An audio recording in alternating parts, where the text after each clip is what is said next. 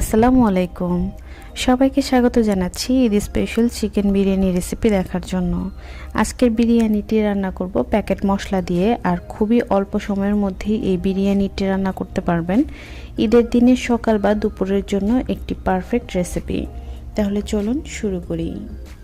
বিরিয়ানিটি রান্না করার জন্য প্রথমে একটা প্যান গরম করে এর মধ্যে প্রায় 1 কাপ পরিমাণ সয়াবিন তেল দিয়ে দিয়েছি। এরপর দিয়ে দিচ্ছি 4 টেবিল চামচ পরিমাণ কুচি করা পেঁয়াজ। পেঁয়াজটাকে একেবারে গাঢ় বাদামি রং করে ভেজে নিব।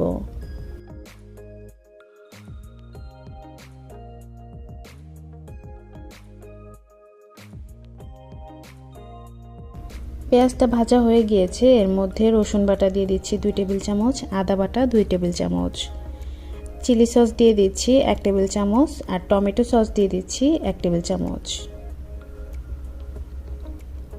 বাদাম বাটা দিয়ে দিচ্ছি এখানে 1.5